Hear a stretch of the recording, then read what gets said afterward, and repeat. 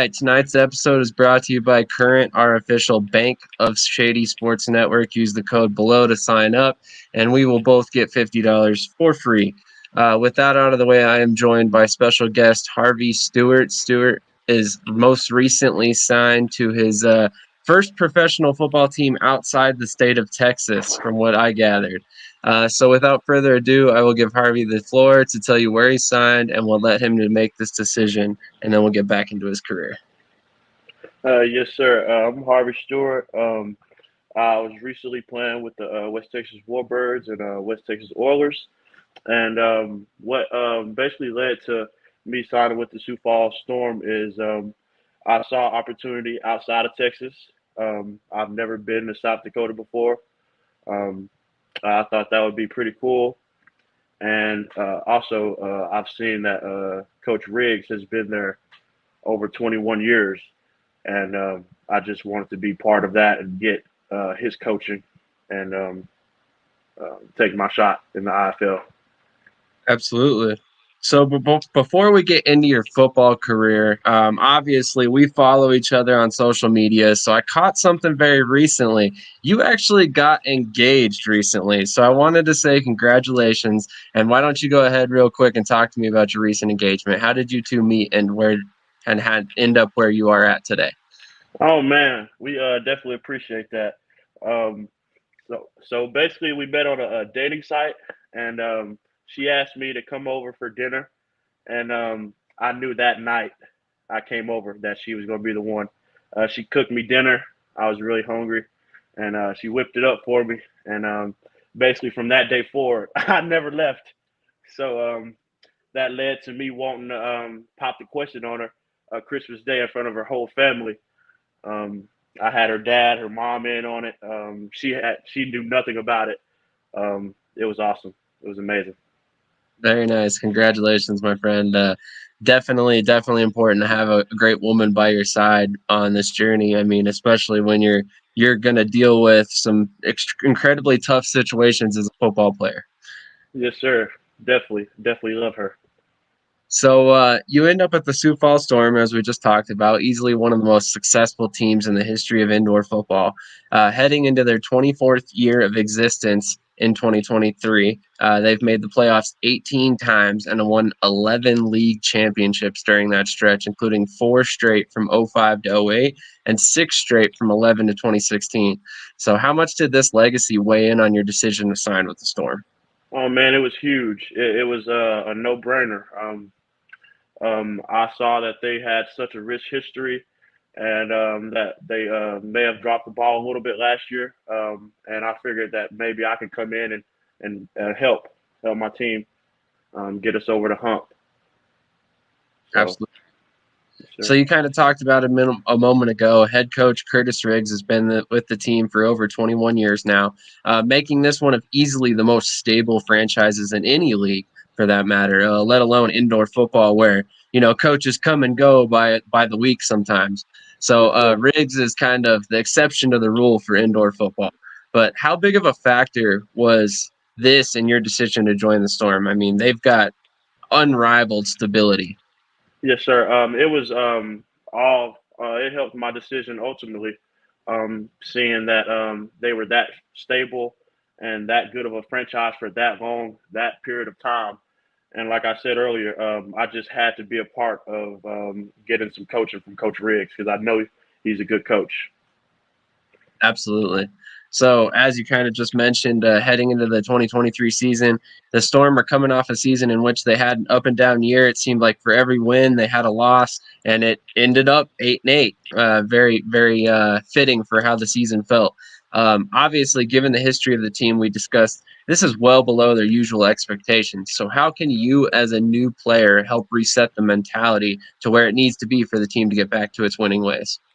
I can come in and start by doing my 1%. Come into practice on time, being there early, leaving everything late, and just doing my 1%, making sure I'm doing my job, making sure I'm protecting, whoever I need to protect, and doing everything I need to do, and working, not being afraid of the work, leading by example. I feel like I could do those things for my upcoming new team. Absolutely, I would agree. So with the IFL and the XFL creating a partnership for player development this offseason, how much, if any, did this factor into your decision to join the IFL?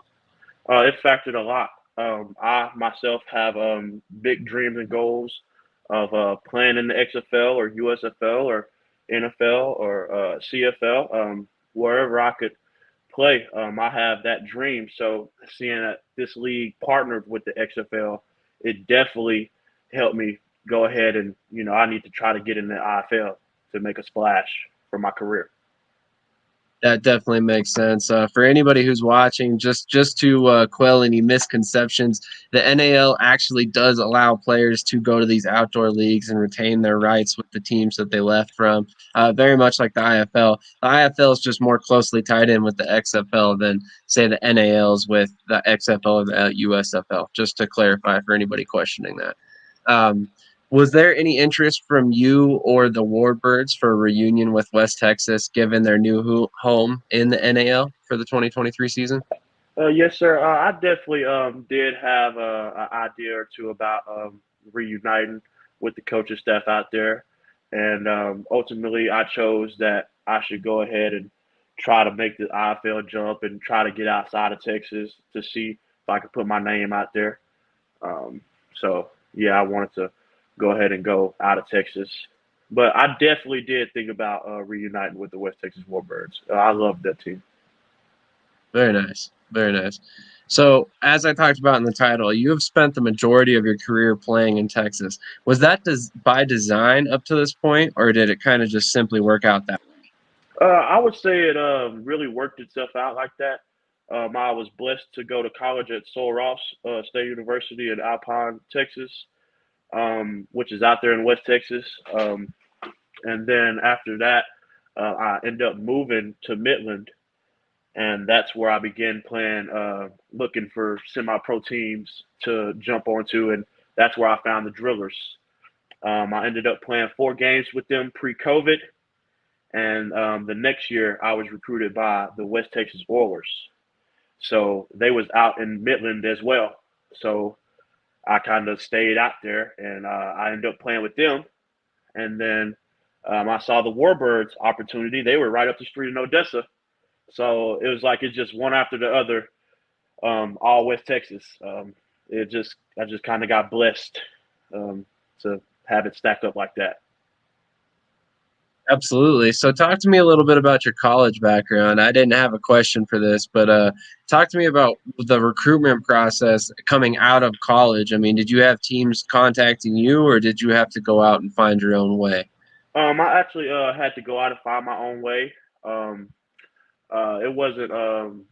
Yeah, I had to go out and find my own way, and kind of when I left college a little early, I kind of went into a depression, and I wasn't going to play ball or anything, and I found that driller team, and I was over 400 pounds, and I stuck with it, and now I'm down to what I am to now.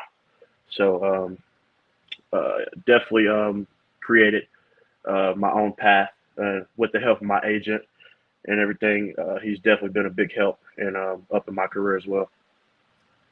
If you don't mind me asking, who is your agent? Griff, Mr. Griff. I should have known. Should have known. And Yes, sir. practically every player that comes through here belongs to Griff in some way or another. So I Yes, sir. appreciate his contributions and your contributions to the network once again. So if you're watching, make sure you hit that like button. Let's make sure we get this pushed out to help Harvey here get in front of the people that he would like to be put in front of and hopefully help him in his journey to the outdoor game once again. Yes, sir. So the most recent team you played for, if I gathered everything correctly, is the West Texas Oilers, correct? Yes, sir.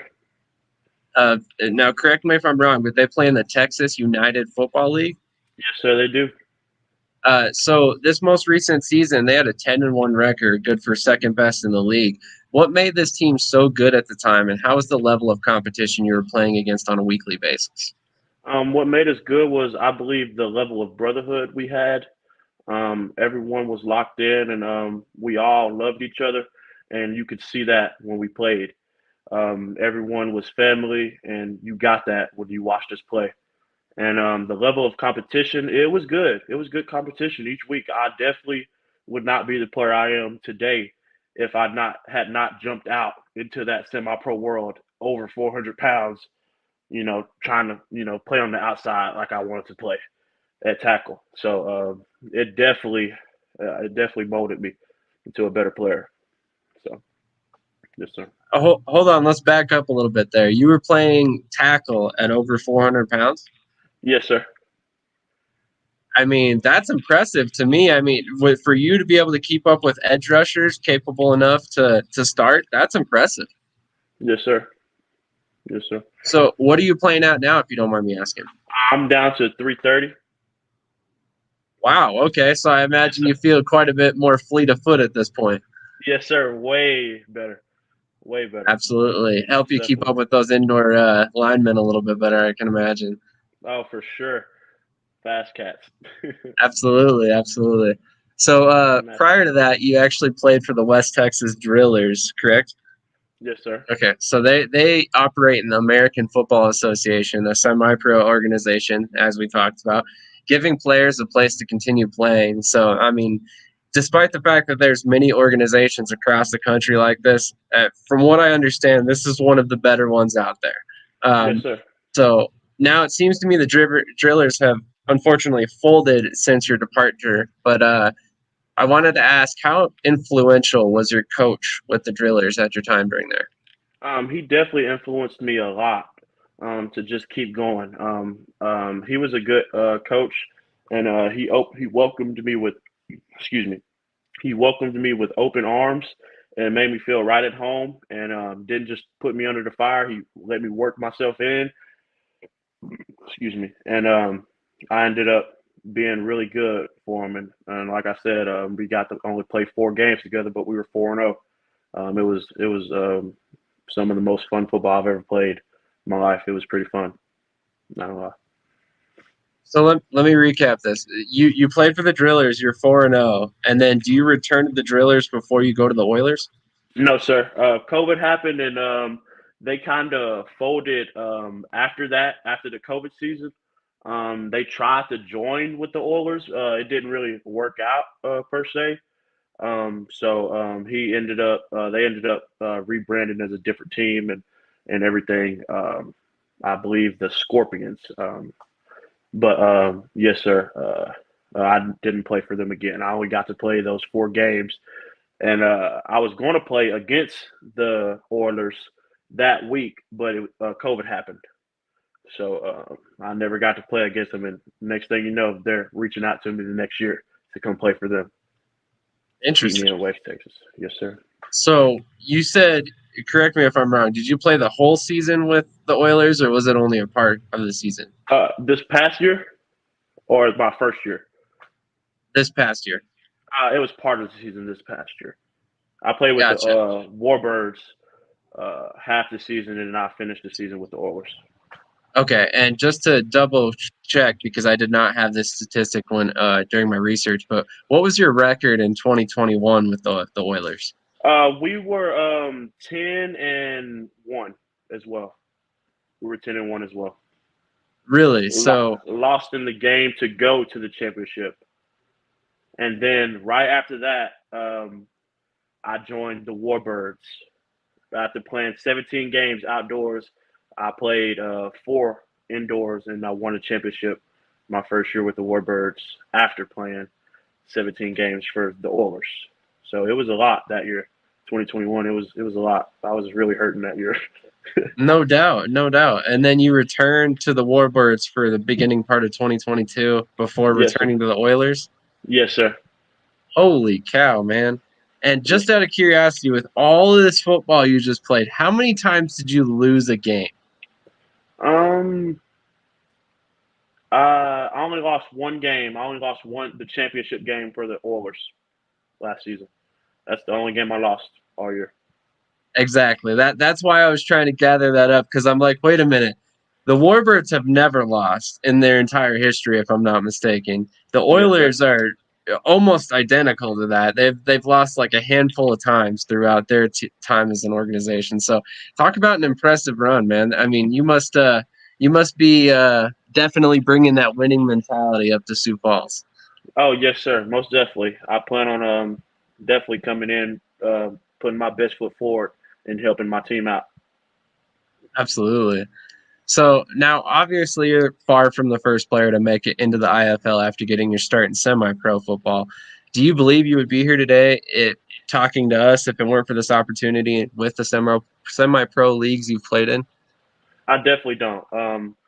That semi-pro, it recharged my love for football. It really gave me my spark, and also the Oilers personnel. They helped me get my film out. They pushed me. They worked out with me.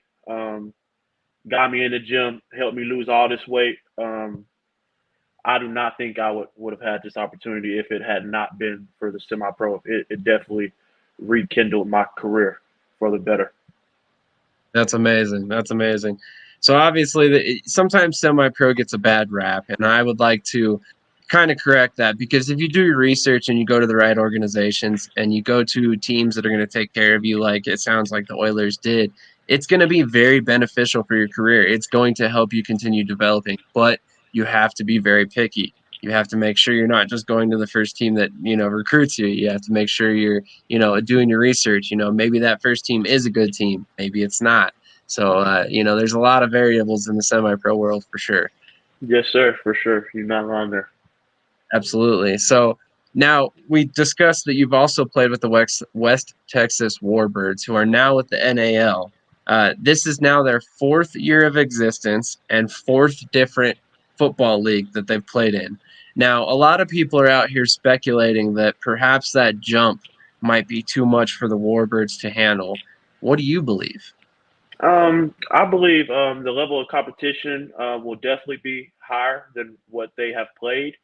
But with that coaching staff and some of the players they've signed, I believe they'll be able to be in the mix of everything in the NAL. I wouldn't count them out for sure.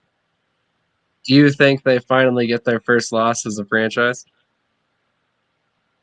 Um, I don't know honestly. I believe if they come out and do what the coaches say, I believe they have a great chance to win each week because I know they work. That's one thing that they do at Odessa. They work. So um, I definitely wouldn't count them out. But the competition will definitely be higher for sure. It will be a test for them each week. I know that for sure. I would agree. I would agree. It's going to be interesting to watch their transition into the NAL for sure. Um, so obviously, no player is perfect, and everyone is striving to improve day over day. So I wanted to ask you, from your perspective, what are some weaknesses in your game scouts might see when they look at your tape? Sometimes I tend to lean a little bit too much. I've been working on a okay lean, not a slump lean.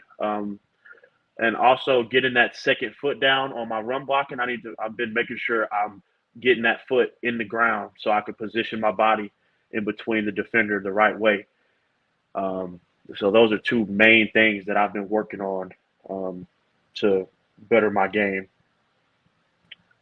How do you go about working on things like that in the off season? I mean, I know obviously as an offensive lineman, there's only so much you can do. How do you go about improving? I just take each day, one day at a time. I work on a specific thing. I got a journal. I look at my journal. I do everything I got in my journal, wrote down, and I uh, I just keep my head down and I continue to work. I just I have a work mentality. I don't mind working, so I just go take it day by day. Are you out there with a coach, or are you working with defensive linemen, or just kind of working with whatever you can find at that particular moment? I'm working. I got a little membership at Planet Fitness, and then there's few football fields I go to every now and then. Just put some cups down and do my little drills or whatnot. But whatever, by any means necessary, I will work, and I definitely plan on continuing that when I go down to Sioux Falls. Absolutely. So I'm curious, have you only played tackle or have you played some inside as well? I played guard too. Yes, sir. Very nice. I would switch on the inside as well, and I can play center as well too. Um, been working on that more and more, um, but I'm definitely confident to where now I think I can play center. I can play anything on the line. I'm pretty sure. Um, What about long but snapping? um, I'm not really the best long snapper. I wouldn't say I'm a good long snapper.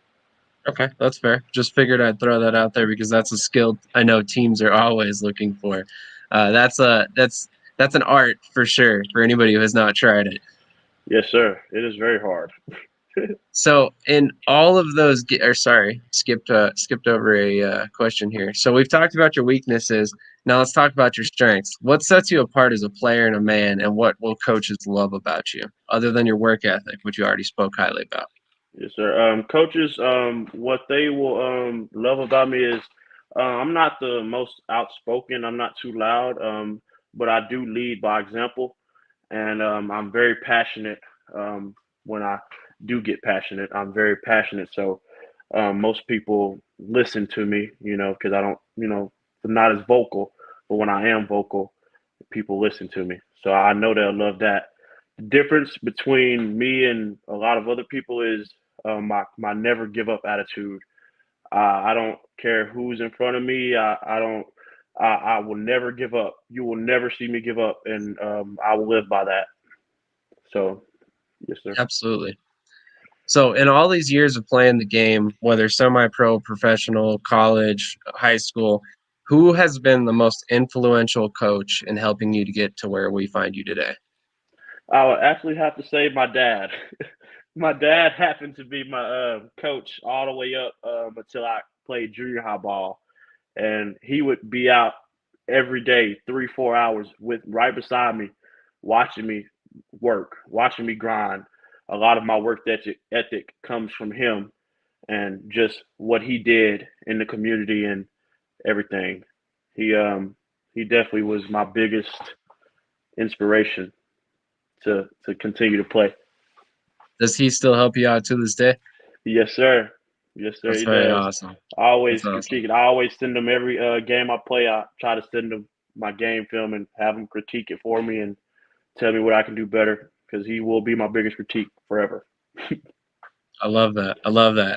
As a father, I relate to that. And then, like I said, I mean, I if it weren't for my father and his love for sports and his work ethic, I wouldn't be here talking to you right now. So definitely can relate to that heavily. So shout out Yes, sir. to your father and thank you for what he's done to help you get where you're at today.